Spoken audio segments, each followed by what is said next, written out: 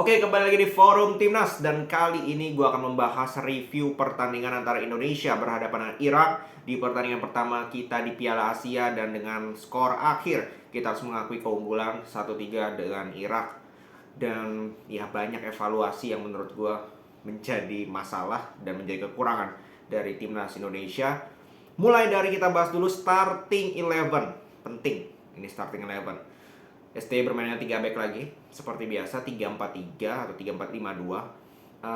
Yang perubahan itu cuma dilakukan satu pemain, yaitu Witan digantikan oleh Asnawi. Ini yang menurut gue jadi tanda tanya juga. Asnawi itu baru balik dari cedera. 3 laga uji coba dia nggak jadi starter. Kalau nggak salah di laga ketiga dia baru masuk di menit akhir 20 menit, 30 menit. Artinya secara match fitness, secara uji coba pun dia nggak dapat. Tapi langsung jadi starter di pertandingan pertama. Penting loh pertandingan pertama. Itu sudah blunder dan terbuktikan.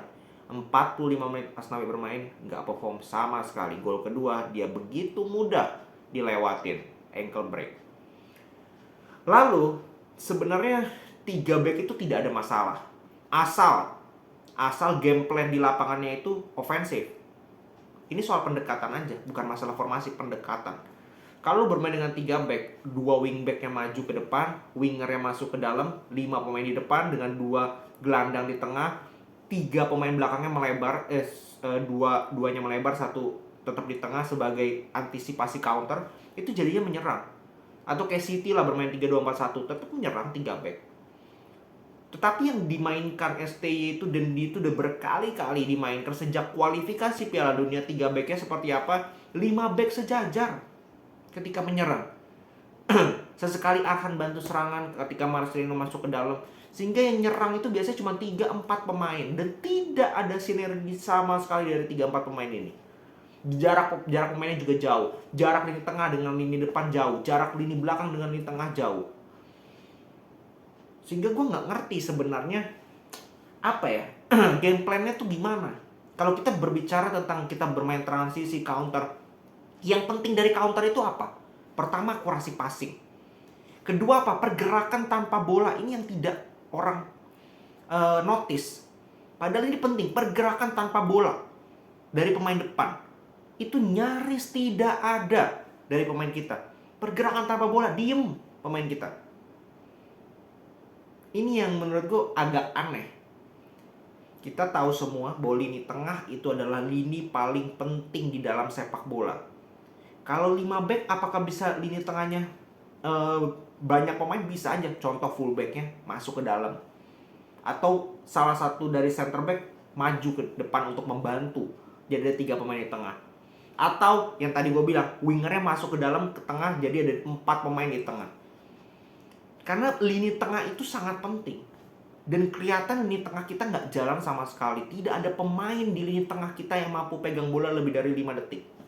Itu terbukti di pertandingan tadi.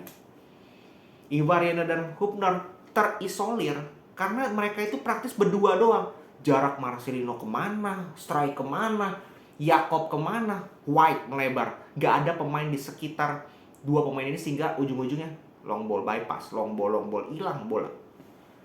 Apakah Irak bermain bagus? Tidak. Irak ini ya kreativitasnya crossing. Yang menjadi problem adalah kita udah main 3 back, 3-3-nya tinggi. Kita menghadapi crossing pun masih sering kalah. Lalu buat apa main 3 back? Pertanyaan gue. Percuma dong.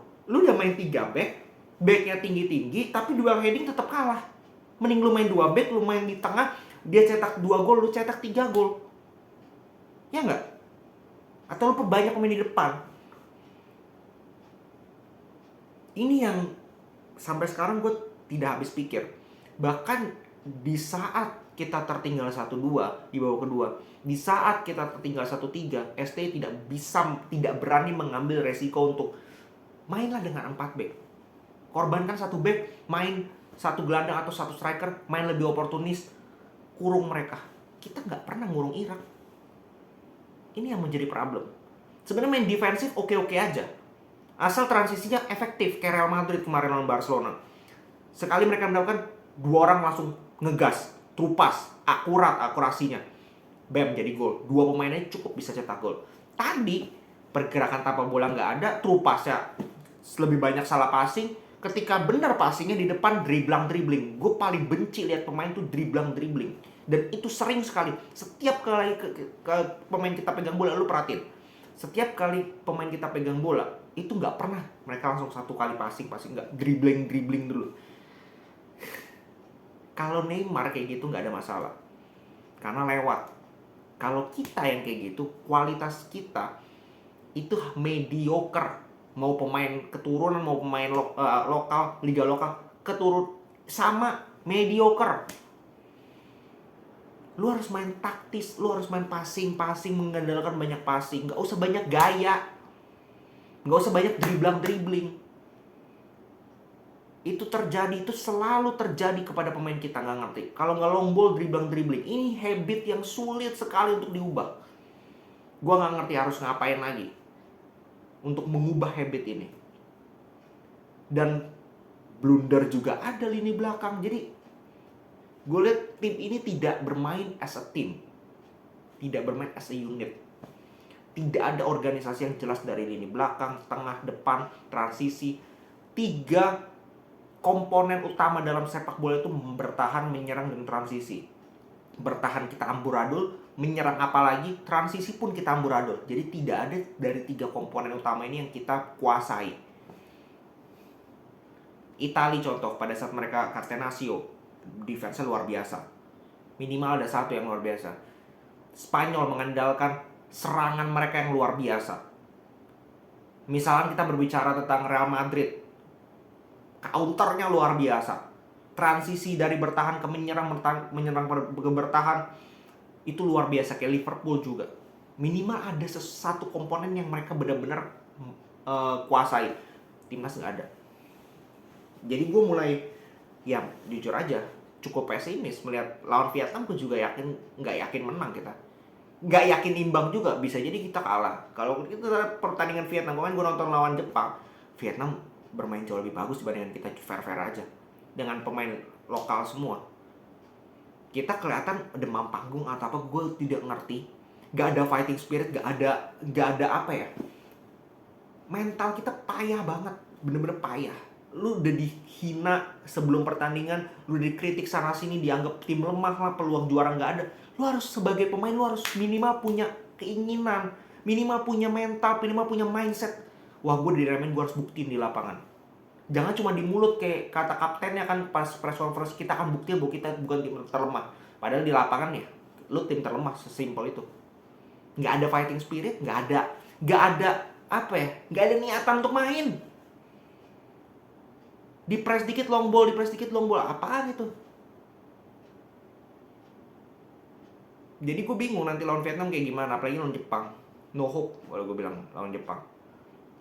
Fair aja, karena lu dengan bermain seperti tadi, you are going nowhere. Dan STI juga ambil peran, kalau gue bilang harus tanggung jawab bahwa bermain dengan 3 back it doesn't work. Berapa kali sudah dicoba kok dari kualifikasi. 3 backnya itu terlalu defense, dan pemain kita nggak terbiasa, pemain belakang kita tidak terbiasa dengan 3 back. Pemain tengah kita terlalu terisolir, pemain depan kita apalagi jaraknya terlalu jauh. Rafael Strike berkali-kali jadi striker, nggak perform, tetap dimainin jadi striker. Lu punya Dimas, lu punya Sananta bahkan nggak dimasukin bench. Nggak ngerti lah gue, jujur tidak mengerti lagi. Dan ya berdoa aja lawan Vietnam kita bisa menang, dan berharap lawan Jepang ada keajaiban ya mungkin 1%. Oke, jadi segitu dulu pembahasan kali ini. Yang jelas layak kalah, kalau gue bilang layak kalah secara permainan, secara overall. Walaupun Irak bukan tim yang bagus juga, gue yakin lawan Jepang dilibas. Tapi kita jauh lebih parah. Kita benar-benar tidak menunjukkan fighting spirit, kita tidak menunjukkan marwah, menunjukkan apa ya keinginan untuk meraih kemenangan tuh nggak ada sama sekali. Bahkan ketika ketinggalan kelihatan nggak ngepress juga, ya kayak pasrah aja gitu, udah malas mainnya. Itu yang menjadi kebiasaan, menjadi habit. Dan kalau seperti itu terus ya ujung-ujungnya nggak bakal kemana-mana. Oke? Jadi ya realistis, Ya, kemungkinan sulit kita lolos ke babak selanjutnya dari Piala Asia dengan permainan seperti ini. Tapi ya berharap nggak apa-apa, kan gratis. Peluang itu masih ada, mungkin 1%, tapi 1% itu tetap sebuah peluang. Jadi kita berharap saja yang terbaik untuk timnas kita di sisa 2 pertandingan. Semoga ada perubahan, semoga ada perbaikan, semoga ada evaluasi, semoga. Oke, segitu dulu video kali ini. Salam sepak bola Indonesia.